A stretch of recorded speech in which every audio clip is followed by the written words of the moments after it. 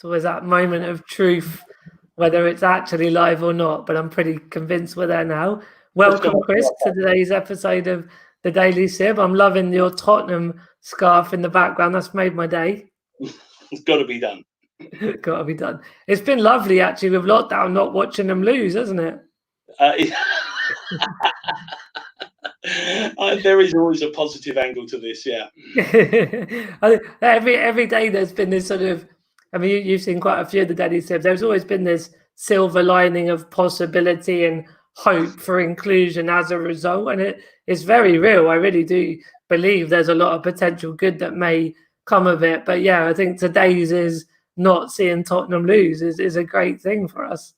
Yeah, I mean, stop the Premier League now. Yeah. But obviously more important pressing issues is the whole topic of accessible flying. But I think, as always, can you give the little concise intro to what's your name and where you come from in a blind date style? Okay then, darling. Well, I mean, I started this about 5 years ago, and many of your viewers will actually probably know both my children, Jordan and Taylor. They're 25 and 27 now, and whenever I flew with them, it was and their power wheelchairs. It was pretty grim, as you know, Martin. Yeah. And so I just started researching into it, and it's become a bit of a snowball, as you can imagine.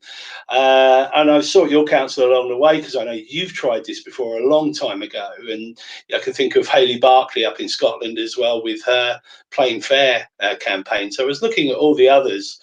I think the difference is I've actually gone abroad and I've walked into the world of aviation thinking that, well, they're going to hate me, they're going to beat me up. But the reality is, no, they're all very, very keen. They especially the press, they're gagging for accessibility, and in the airline cabin, I have to say, to be much better. And so I was, I'm now a speaker of the aviation circuit. So it's just about talking to them, being fairly diplomatic and understanding their business model, and saying, we can bring this in without you, number one, not losing any money, and number two, bring in more customers.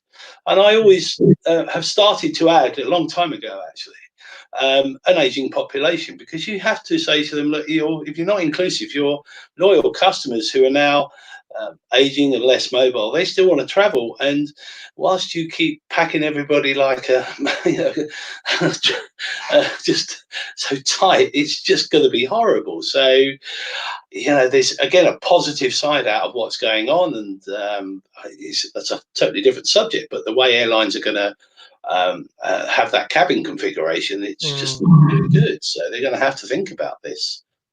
Yeah, so I mean, there's definitely different tracks for us to get stuck into. So I mean, I think that in terms of the campaign to get wheelchairs on board airplanes, there's obviously a very personal experience with your children. That's kind of where you were aware of the problem and the passion to want to change it and want to make it better. I think what you said about getting to know the aviation industry and their kind of what their objectives are, their business model, that's obviously helped, because when you understand their needs and you speak their language, it's easier to fit the two a bit more appropriately together.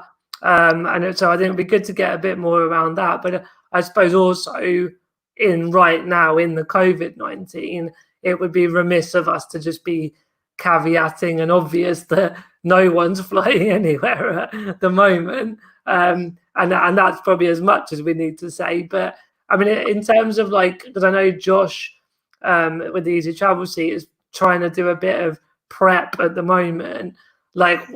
So how do you see it changing once lockdown starts to come out for the public, and how is that going to affect disabled people short, medium, long term?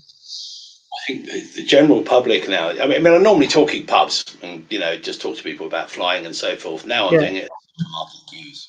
And in the supermarket queues, when I talk to people, they've got no aspiration to fly. No, that's what I was thinking. It's, the whole situation in the cabin where we're all kind of, packed tighter than a Colombian suitcase. And the other side of it is going to a country that they, effectively are going to say, okay, is it clean? Is it where I want to go? Yeah, I love Italy, love Spain, love to go there. Would I go there now? Would I go there in 6 months? I don't know. And with Michael Palin, I think it was on yesterday, he was on a program and he was talking about, well, maybe the British now will start going to Wales, to Scotland, to Northern Ireland, to Cornwall, to see their own country. And it is rather a nice country. So I think air travel has got some problems. Clearly, they still see passengers, they don't see customers, and you know as well as I do, Martin, those businesses they're not paid by an airline, they're paid by their customers, and as soon as they realise that they're customers, then they might be treated a little bit differently. In terms of how we go from here, well, all the airlines are parked up, so you always try and think when one door shuts, another one opens, and the other one is perhaps when governments are now, I don't know, they're lending airlines money, and I'm talking globally here. And I know Air France went to the French government for money, and they gave them money with a caveat that said you will be carbon neutral by 2024. So, and I'm working now to push our government that if there is money being issued, whether that be through tax or anything else breaks, then yeah, you can have this, but we want this accessibility now firmly on your agenda.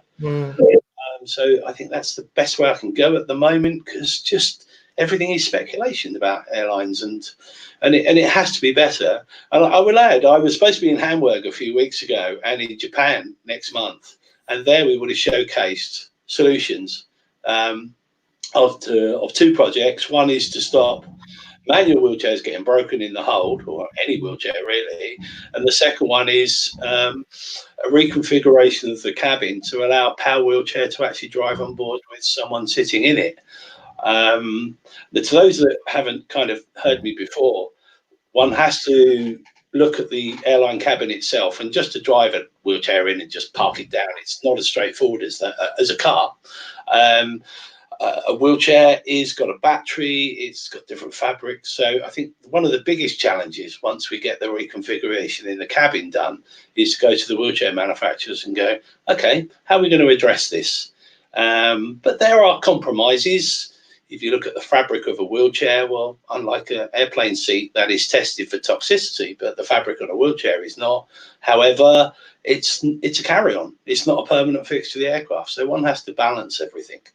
And obviously, you know, going back to where I started, the research was all these people on social media saying, you know, such and such an airline just broke my wheelchair, and so on and so forth. And you know, it's so commonplace. It's almost become weekly, if not daily on some occasions. Some airlines are better than others, but yeah, it's not great. And I know you've had some serious problems in the past with your own flying, Martin, and so yeah, you just know where to, everybody has. I mean, I say, like, if we've caveated that no one's flying anywhere, and that's going to take a while to get back to, or maybe it will never go back to the levels and what was normal before. Who knows?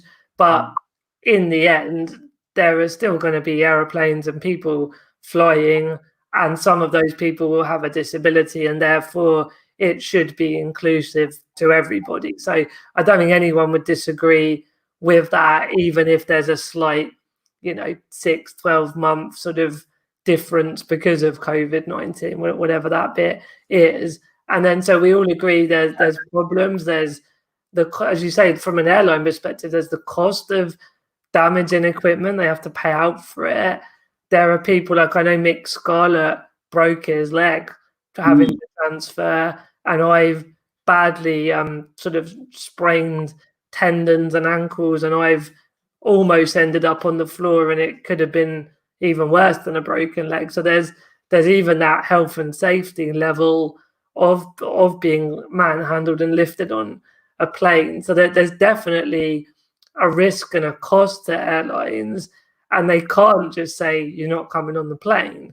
So it's got to be about solutions and about compromise. And I hear what you're saying. There's like the health and safety of the sort of things that are allowed on the cabin has to be checked, and you don't want a wheelchair. I mean, I've never known a wheelchair to just self-combust into flames, but you've got to cover all bases, obviously.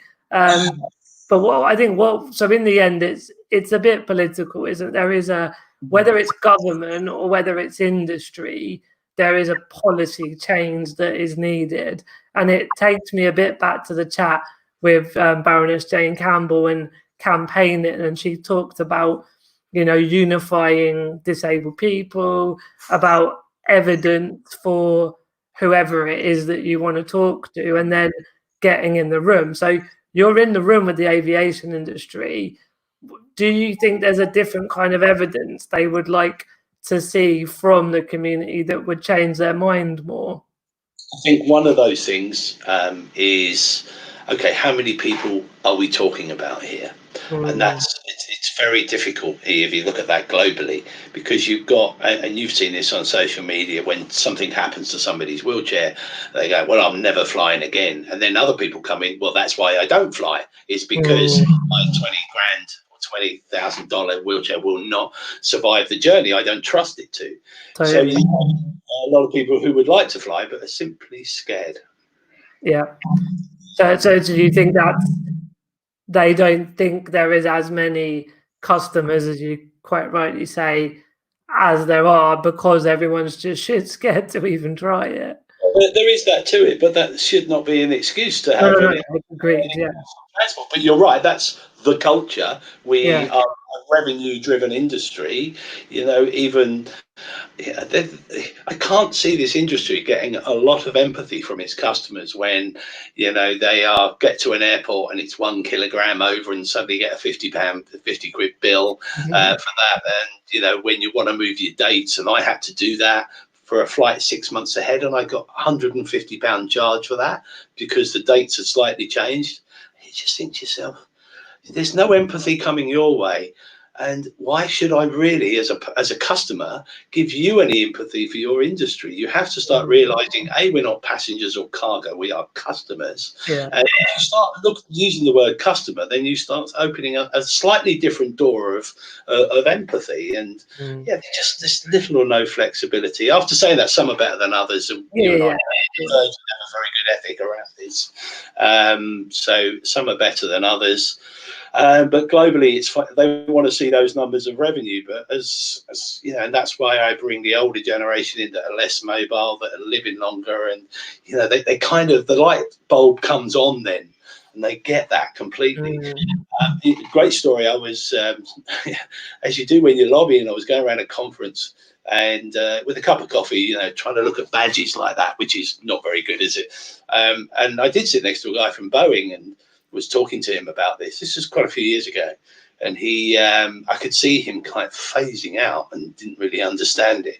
And I was about to give up, and he said at the end, "Chris, I live on the West Coast. My mother, who's had a stroke, is on the other side, and effectively, she doesn't travel. She doesn't see her grandchildren anymore. It has to be done by Skype, or I go there." You know, I said, "Well, you okay with that?" And he goes, "Give me your card." You know, but he's a really small cog in a massive industry. But I think you have to use that. I feel like I'm diluting the very subject that I want to bring in. But if it gets there, I'll buy it every day of the week. You know. Well, I mean, there's an objective which is very moral, almost, like, you know, people should be able to travel freely around the world regardless of ability or disability. So that's absolutely the mission and the passion and the cause side of it. But as you say, like, I don't think it's diluted when it's just a matter of, well, they're thinking in pound or dollars, and so let's talk in their language, because if we end up getting where we want to get, who cares how we got there to a degree? I mean, you know, there may be limits to, like, whatever, you know, we may have different limits in terms of what people demand, but no, I think the business case is very powerful. The ideal scenario is where we actually don't remove seats. I mean, COVID-19 might change that anyway, but if you pre-COVID-19, if you can keep the same, what is called a LOPA, the layout of passenger accommodation, the same, and Martin's booked, he's in a power wheelchair, we could reconfigure a bit of that cabin so that Martin can just drive on, sit in his wheelchair, and just get clamped down, and away he goes. It's speed, which airlines love to turn around. So that's faster. Less likely of a lawsuit because no one's service provider is going to drop you on the floor, and I've had a lot of those, especially the aircraft floor. And of course, they get a gagging clause and a big check and don't talk about it. And I've had lots of people tell me about that, and they can't talk about it, and they don't. So, well, quietly they do. But yeah, and one guy had something. My son has scoliosis, so he had 2 metal rods in his back, and he had to go back and have it redone after being dropped on an airline floor. Oh, ouch! That's I've got titanium rods, so that I can completely empathise with that one. Yeah, that's awful. I mean, so we touched on the campaigning side, with what Jane had said, and we'll come back onto social media in a minute. But I was just thinking the human rights, like the Chris Fry, the Equalities Act side. I mean, is there nothing there? Like you say, people are taking the check and being gagged. Like, is there not a place for a landmark case here? Yeah, there is work going on that side of things, and that's not my remit, but I certainly know about what's going on. So but it all connects, doesn't it? It's all part of the puzzle. It is part of the puzzle, and the good thing about the UK is we are all good. People like like Graham Race, Roberto, Geraldine, Mary Doyle, people like that. We're all we work together but separately, if that kind of makes sense. Yeah, totally. You feed off each other, even yourself, Martin, and I can give you a call. I have to say, Jane Campbell has been amazing. Yeah. I mean, Jane took me into her under her wing, and I mean, she's quite ruthless the way she talks, and it kind of got me a little bit, but it's firmly there. But she's been brilliant, just absolutely amazing. Just cool. Right? Yeah, I think your dog's coming in. He just left. He was with me. He's just left. But Jane has been brilliant on that, and I need that, and we need the legislation, because without the legislation, they won't do it. So we have to, if nothing else, just make the noises. But you'd prefer these people just to do it off their own back. Well, yeah, it would be easier for sure. But I mean, so yeah, I guess there's that potential around the legal side. I mean, and I suppose when I said about social media, it does loop a bit back to Jane's, both the experience she had of making change of different types of policies historically. And, we were talking a bit about how social media is good, but it's hard for it to then connect with the decision makers. So we do surveys and petitions, but how does that really help move the needle with the aviation industry, for example? Is that evidence going to the right people? Yes, I did a survey not so long ago about would you prefer to fly in an aircraft in your own power wheelchair or the current status quo, and it was like 82 versus 18% in favour of traveling in your own wheelchair. And I can take those figures and take them to the likes of Red Cabin, excellent summit and they really are very important people there, and influential people, and great people actually, to stand there and talk to them about it. And I throw those figures out there. Yeah. And Chris is all ready to go with a survey at the moment, really short one, which is really what they have to be. So he's got to launch that today. I think he was talking about launching it lunchtime today. Yeah. So it'd be good to get that one up there. But we mustn't. We've sat back now for a couple of months while this thing has been going on. So now's the time to regenerate and move this forward, because I don't want them to see this as another excuse not to do it. 9/11, that set security back, increased security tenfold, and now they're talking about increasing sanitization and so forth. So but this has to be on that menu. And social media has been, someone once described Facebook as where your friends hate you, and I don't mean that in a bad way, but you put pictures up, I'm on holiday, I'm at an Ed Sheeran concert, so everybody's jealous of you, and Twitter, where total strangers love you, and I did see that, and with Twitter, and a lot of people have engaged. I don't throw sticks and stones. They want solutions, they want answers, they want stats, they want figures. If someone's throwing sticks and stones at my door, well, I am going to talk to them. So just be kind, be nice, and just try and come to them with solutions. And same with the government as well. If you've got a solution, I have. Come in the door. Let's have a look. Yeah.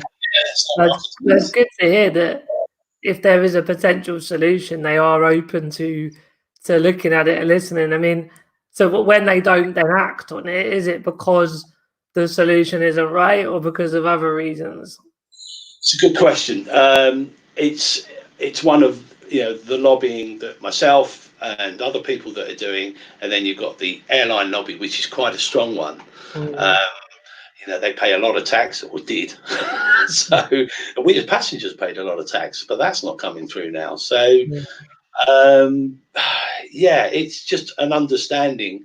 I always feel with the solutions that we had coming that were due to be showcased is that I can stand there and go, right, there is your solution. It's there. Tell me why you can't do it. And well, money, it's going to cost a fortune.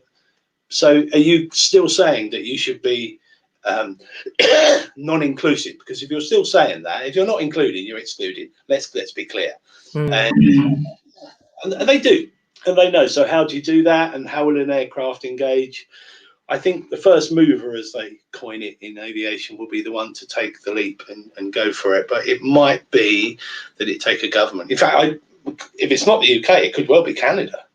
Right. There's a guy over there, I've forgotten his name, who actually spoke in Dubai, and I didn't know this was coming, and referenced Josh. And I thought, wow, yeah, absolutely. Scott Strimer it was. He's the CEO of the Canadian Transport Association. And that was really good. And I've been in, I'm on not on the committee, but I'm on the peripherals of the committee in America, which is looking at wheelchair restraint systems, which I really don't think is something they should be looking at. I think it can easily be done. You just take the problem, give it to the supply chain, and they go, yeah, we'll do it. Yeah. It's not difficult, but and it's quite a slow process in America, but it's nice to see they're doing it. So just breaking down the design or the layout or the process, if what could it look like? So at the minute, you've either got the AmbuLift or you've got the tunnel that gets you to the door. So that would presumably be the same, right?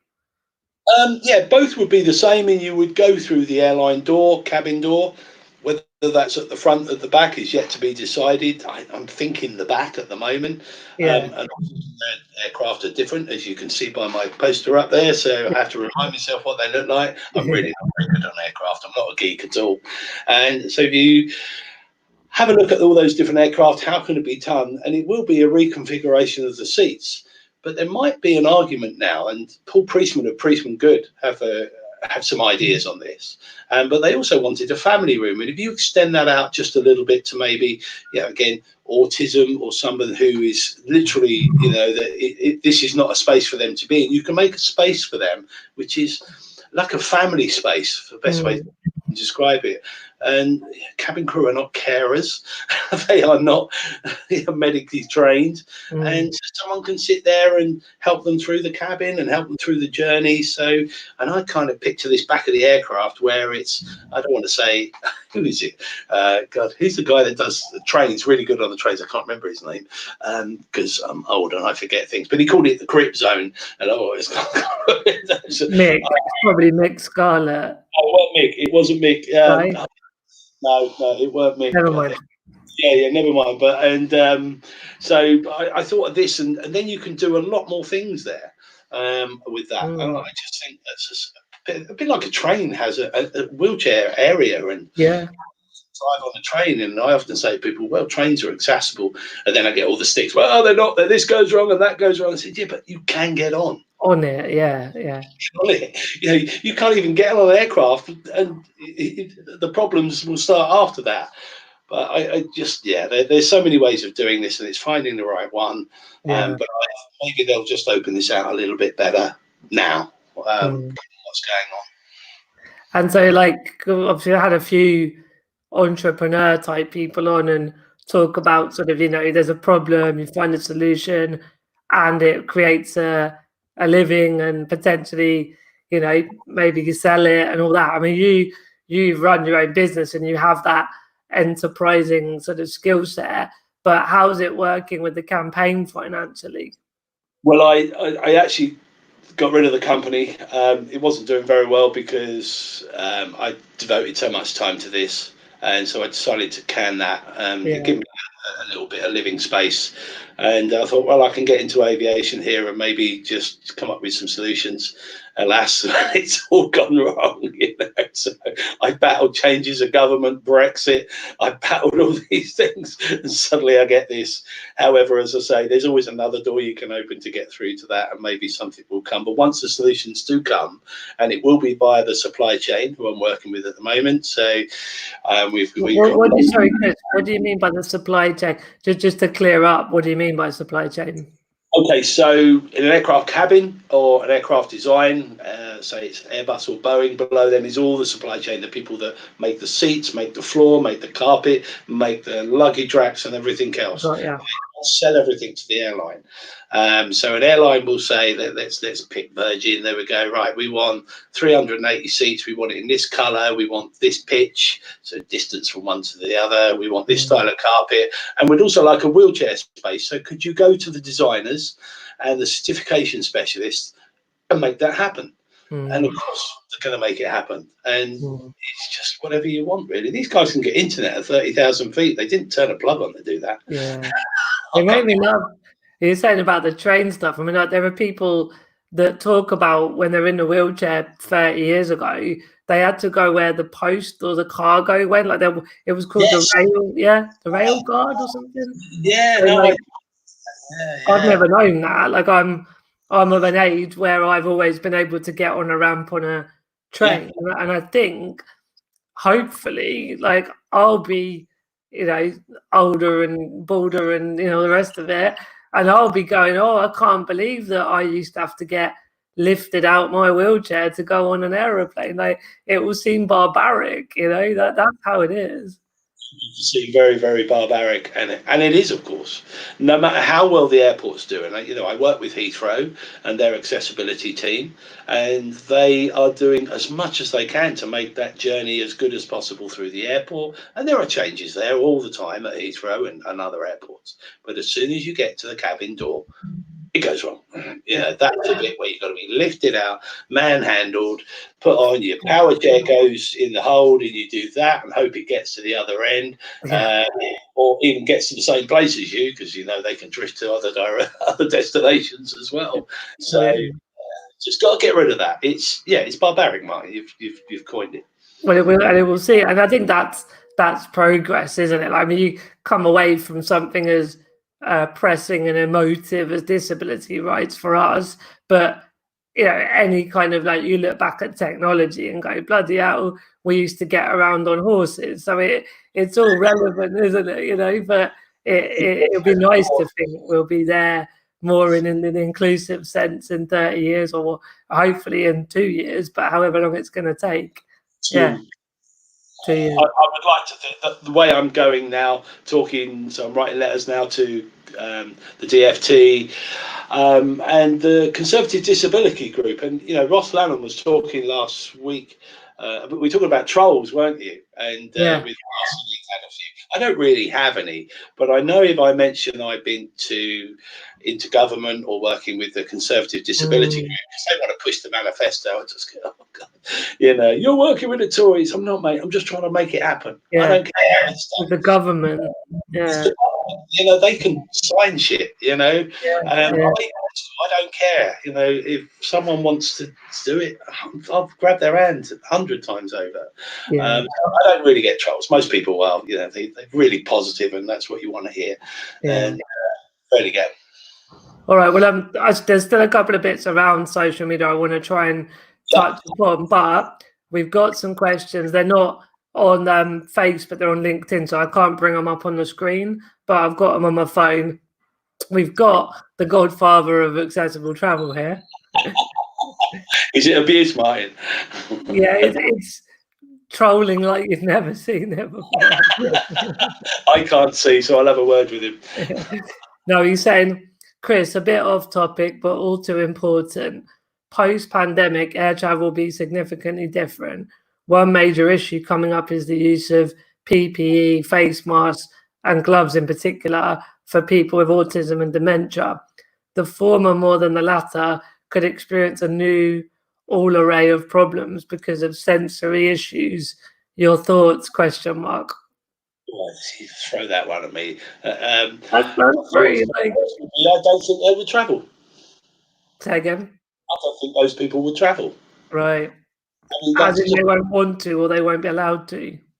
it depends. Autism is a very wide spectrum, isn't it? So Yeah. it's very difficult. I would refer to that, but okay, you look at your own position if you're travelling with someone who's autistic or is autistic, and can I get through this? Mm.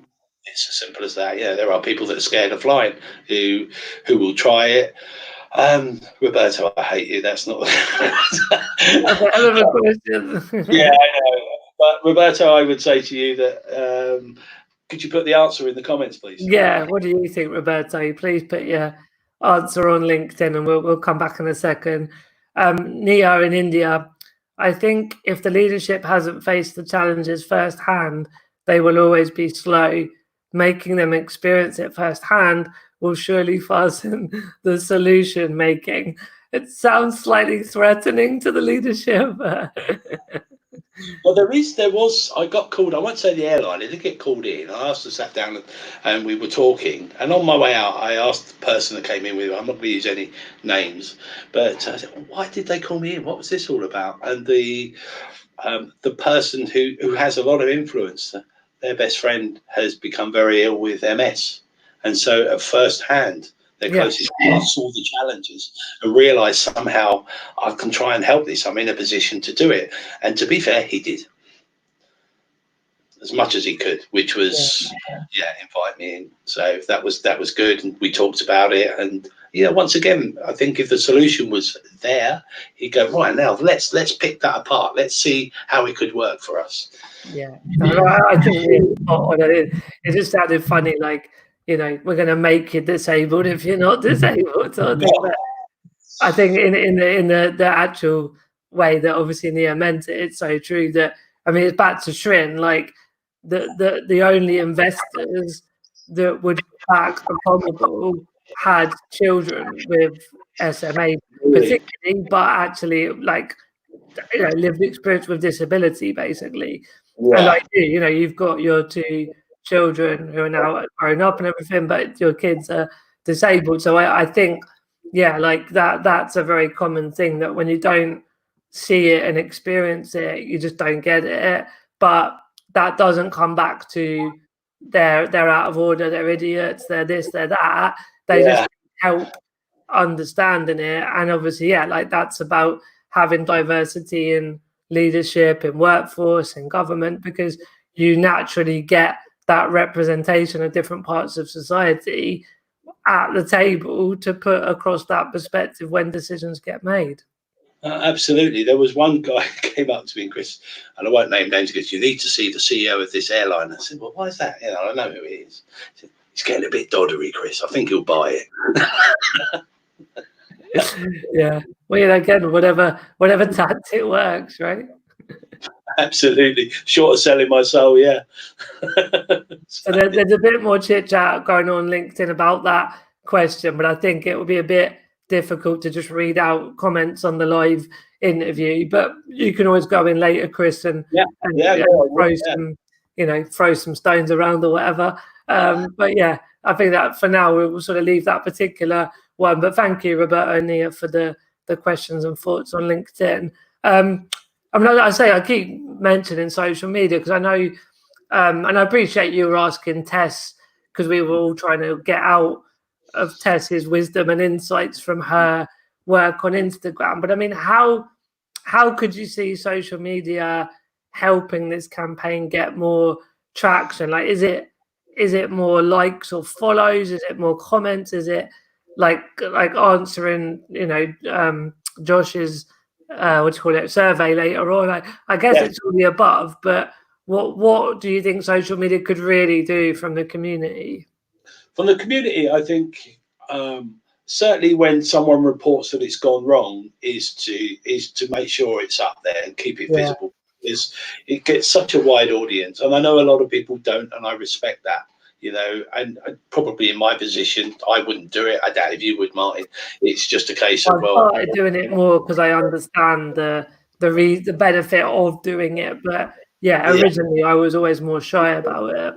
Yeah, it's certainly to put where the incidents occur and put it where it's good as well. I mean, there's no harm in that. That I see people put up, "Look, I've just had a flight with such and such an airline. I couldn't believe how wonderful it was. They were really looked after me." We want to hear those as well. Yeah, So yeah, it's not about good and bad. It's about, we want to hear the good yeah. stuff as well. It shouldn't all be about the bad stuff, but invariably when it goes wrong, yeah, that's where the Twitter really mainly on Twitter actually. I find I Yeah. see more on Facebook because it's only about your friends, if you like, that you connect with. It can be it has a shorter fuse, where Twitter, it just like you just go and starts to go viral. So I do see that on Twitter. That's quite good. Tess, I was asking her about Instagram because I really do struggle with that. Yeah.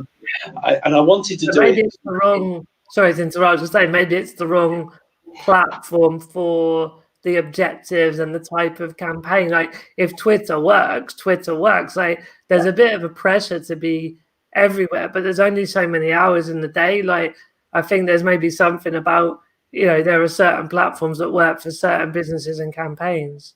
Yes, no, I agree. And with Tess's campaign, it's and what she does, it's the perfect platform. But A, she's pretty. B, I'm ugly, and that ain't gonna work. So yeah, just I mean, you doing your makeup, it could go viral for different well, reasons.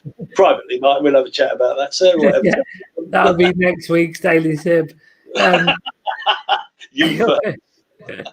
But I mean, I think like in terms of, so if Twitter is more where it's got the tracks, and like I know you do some of this already, but if people feel like they've not got a platform or a following or a reach as an everyday sort of person, like there's an opportunity for somewhere like what you're doing on Twitter to amalgamate stories and going on. I know you do that already, but maybe a call to action today is that if people are a bit shy of doing it on theirs or don't know how, they can get in touch with you to sort of have a bit of help to get that out to the public.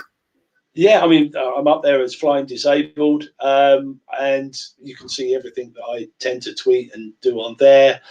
But it is just relating to those stories, I think, and Twitter kind of works there, and I think, and LinkedIn as well. I mean, I know you're on the LinkedIn post there. Yeah. I always feel LinkedIn is where the managing directors are. Again, it's Yeah. full of followers. I see that more as the work. You got a lot of cabin crew on there as well.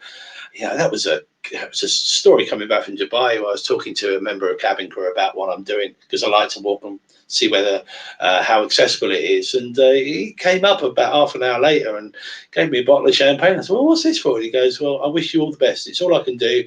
My sister died 2 years ago. She was in a wheelchair, and I completely get what you're doing. Completely get what you're doing." And that's cabin crew. And cabin crew are always sympathetic. Yeah. It's the people side of the operation, isn't it? They're the ones that pick up the pieces, and literally. Yeah, literally it is. Yeah, absolutely. But yeah, always get in touch on there. I try and do Twitter a lot, but I would always ask people that if you've had an incident, keep it as angry as you are. Just say, look, we need to get solutions, and that's what we're on about. Yeah. The more we can keep pushing that, the more the airlines will start doing it. Oh, and government as well. So yeah, and there is, I sense there's something going to happen even during this while they're on the ground, and this is the perfect time to do all those refits. So they're not going anywhere. And I think it's a perfect time to do that, and maybe that will come out. For me talking to you on shows like this and things that go off on social media, it's just, people stating their claim. It's going to be a tough job, but people like Roberto and Graham and Geraldine and people like that. We're all there. We're all still doing it. We're all still, whether it's the solutions or legislation or compliance or whatever it may be, trying to change that legislation. Then we're all up there still trying to do it. Yeah, no, I totally agree, Chris. A couple of questions come in. Richard on LinkedIn, with airlines focusing on getting back into profit, do you think that there will be a delay in engaging with improvements in accessibility? Yes, is the answer to that. I can't see. I'll be at Red Cabin in Dallas, in theory, in December, where we'll be pushing this again. But there's certain things we need to do. We need help from the airlines and the airports to get these in place. So Whether I get that engagement at the moment is difficult to tell. But yeah, it will carry on. There's an element of luck in any campaign, and it's luck about meeting the right people can do those changes. You get those people that can say, look, I'm not the person, but give me a call and I'm going to put you in touch with so and so and so airline or so and so design company, like so Acumen, Priestman Good I've mentioned, and Factory Designs. They're all about accessibility now. Can't believe how much being talked about, but I suppose it's me standing up in front of the audience where I thought I'd actually get darts thrown at me. But they've actually opened the door and really let me in, and it's been amazing, absolutely amazing. Civil rights and human rights you touched on earlier. I don't seem to care in aviation. Money does the talking, right? You know, it's just not there. Even in government, it's a bit of a grey area. Sarah on Twitter, but I hate it when SA puts us in a separate waiting room. My pounds obviously mean zero, and I like refreshments too. So that's a mismatch and a contradiction, that we know that the money is what drives them, and yet there are things going on where disabled people that have money and want to spend it are told to go sit in the naughty corner. Obviously, I'm being flippant, but it was John Benson that said that. Benson is his second name. I can't remember his first name. And yeah, he says, Alan, is it Alan? Yeah. And he said, I want to spend money. I want to go and spend money on duty free, but they park me in this lounge, and that's it. That is changing. I know there are plans afoot at Heathrow that was really starting to happen, so you can have your independence and go and spend money. Yeah. It's a shopping mall that has airplanes parked here. Yeah, exactly. Yeah. It's very interesting. The door's now closing automatically behind me. I think there's ghosts in there. the ghosts in Martin Sibley's house. Absolutely.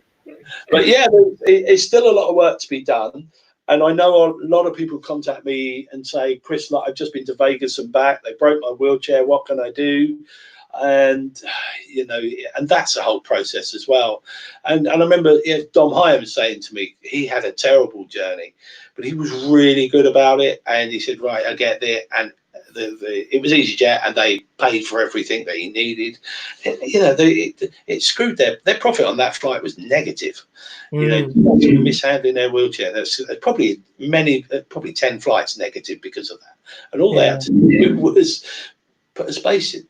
That's crazy. So I guess probably sort of talk about call to actions before we sign off. You mentioned that you're on Twitter and you're there for people to sort of get in touch and lend help to the campaign. And are there any sort of skill sets that you'd love people to help volunteer and get involved with? I mean, one of them, and I've got to kind of hang my hat here and say that I am self-funding, so everything I do I tend to pay for. So anybody who could reach out that's got good. I've always liked a little bit of a film to show how the journey would look. Guys, how visual is powerful, isn't it? Yeah, it's all very, because you and I both know. I mean, if I'm traveling with Geordie or Taylor, I haven't got time to take pictures, let alone a film. I'm too busy looking after them if it's gone wrong, especially. So that's not going to happen. Anything visual would be nice. We actually did. I went to Basel in February to do a talk with Roche Pharmaceuticals, and they got a camera crew, and we got some good footage a little bit, on the sly, because it wasn't all official PR.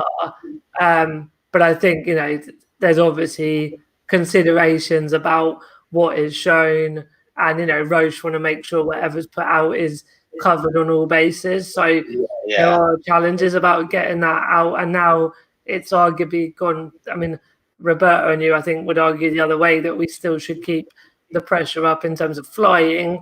But, in terms of general holidays and flying, it's not a current hot topic, is it, in a general sense? So that's another reason it might just be delayed. But yeah, we got some good shots of me looking quite uncomfortable and stressed trying to get on a plane, and it wasn't forged, it was totally legitimate. And I it wasn't a worse journey, but every plane ride is really stressful for me. The other one is what is always good and helpful, although it's really boring, and it is to write to your MP. I mean, it sounds ridiculous, and they say, well, they never do. Yeah. And it really is quite powerful. You don't know how powerful it is. It's just you write to your MP and say, why is air travel inaccessible? And they have to reply to you. They have to reply. So, and they generally, will get past the DFT and might get lost. But if they've got 10 of them in a week, suddenly this starts to grow. So, and they just write to their MP, because the UK, I think, have a good reputation with accessibility. It's still not brilliant, but it's okay. And they do try and do something.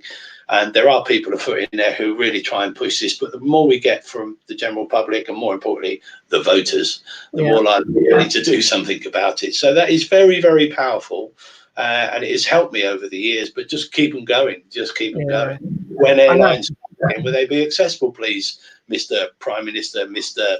Grant Chaps, whoever your MP is or whatever.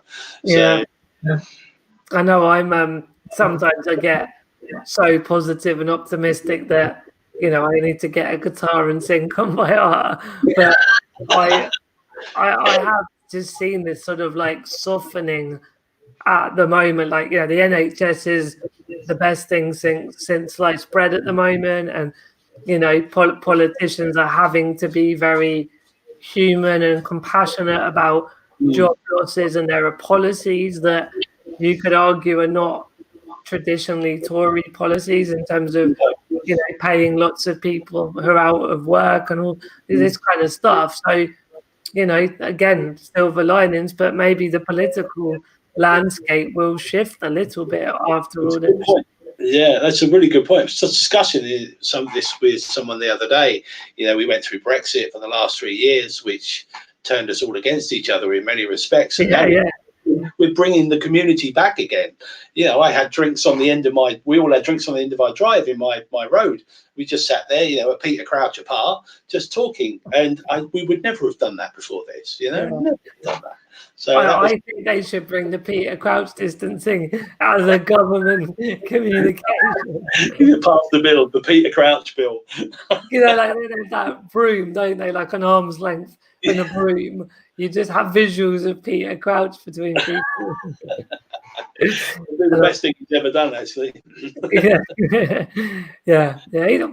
His record at Spurs wasn't that bad, was it? No, it was all right. Yeah, he didn't play that often, but I mean, he's 6 foot. He should score goals with his head. But some of the ones he does with his feet are quite good.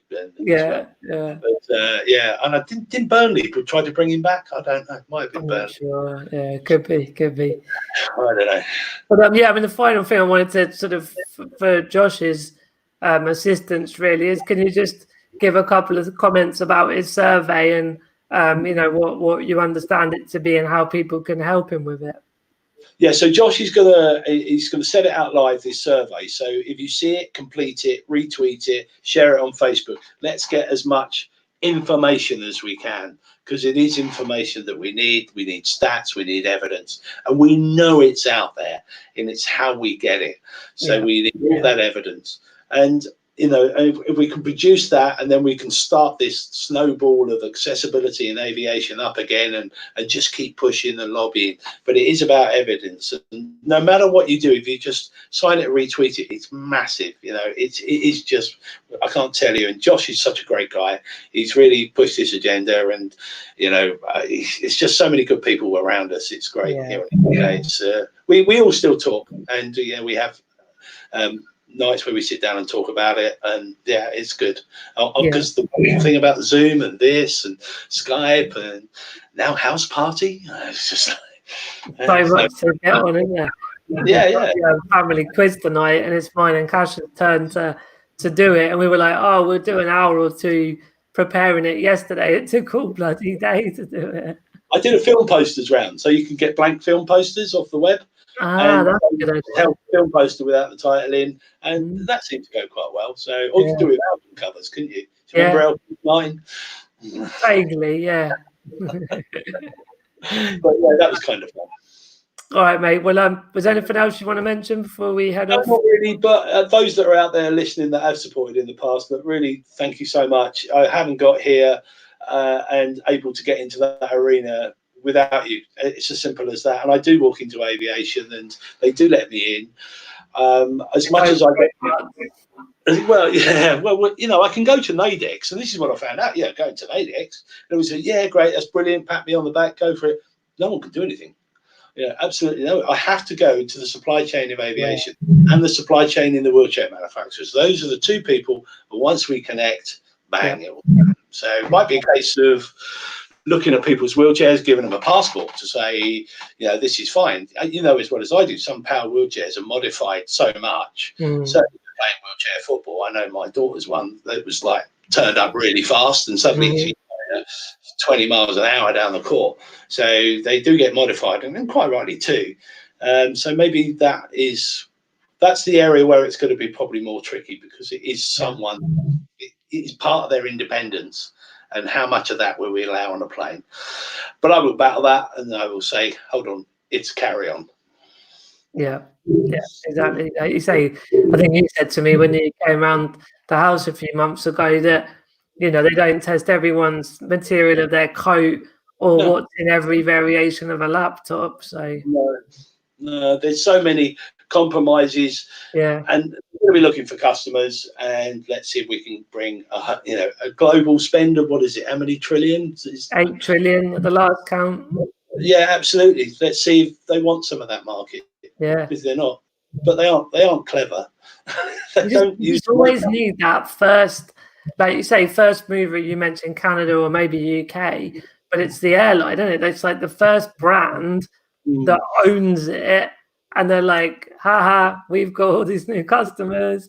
Like, then people are going to get it, but it's getting that first brand to do it, that first airline. Well, we had a great idea a couple of years ago, based on the film Invictus. Roberto was there with me on this one, and is that we take our English national carrier, a British carrier, BA, and we suggest to them that they fly into Tokyo this year with the first wheelchair accessible cabin. Yeah, imagine. It's done, sorted, lots of flag waving. Yeah, everybody wins in this. Brilliant.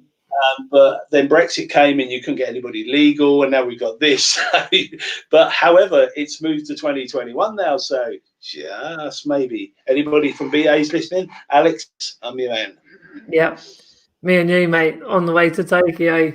Yeah, absolutely. Yeah, I'd love to do that, and I'm kind of glad it's moved in a way. But I was supposed to be out in Japan, and I wanted to stay out there a bit longer. But there's only so much money you've got in the world. You've got to be sensible. Yeah, no, definitely. We did a young leaders project, and we were invited out by the government and did a load of policy, civil society kind of workshops. And I mean, it was like 8 in the morning till 8 at night, followed by networking. So I was knackered. But we did get a couple of days in Tokyo and Hiroshima, and their bits were brilliant with wheelchairs out there. Like the sort of metro underground was pretty good, but then some of the actual shops and cafes were really difficult to get the wheelchair in and that. So it's interesting comparing different countries as well. Very much so. There's a BBC reporter out in Japan who says it's actually quite good over there. Right, it's quite good. The other thing I wanted to touch on social media, because I know Tess mentioned it, and she has an awful lot of followers. But Tess is about glamour, and she's promoting a brand. I'm not really doing any of that. And I have followers on Twitter. I can't remember, it's about 3,000. But I always follow more, because I need to find the people that can make this change. It's no point, if I stand in a room of 80 people and they all applaud me and great, you're saying the right things, and they'll walk out. That's no good to me. If I stand in a room with 8 people and one of those comes up to me, Chris, I can help you. I would rather that any day of the week. But I always follow more, because I'm trying to find the people that can make the change, and follow them and see what they say and see what they do. So never worry about, I'm not Jesus, for Christ's sake. You're a campaigner here, and a lobbyist, and the answer is to try and find the people who can do those changes for you, and make it happen. I don't think crazy numbers of followers is going to move the needle. I think, like, if you need a survey, and this comes back to what we're doing at Purple Go now, maybe we'll have a chat about it in more detail another time. But you know, you can work with influencers that have got reach, and you can do paid media like Facebook or Yeah. Twitter advertising to get more disabled people to see the survey and fill it out. Likewise, you said about with the people in the industry, LinkedIn, you can have a bit of research, bit of poking around, and then contact 10 people that are in the right kind of role. You only need one of them to actually pick it up, and then you're moving. So it's not like millions of followers, it's the right people at the right time. Most definitely, without doubt, the right people. Yeah, I mean, I see people out there. I mean, Tess is a great example where she wants followers, has to have followers. That's a different way, yeah. Totally different. And, you know, I looked at her Instagram thing.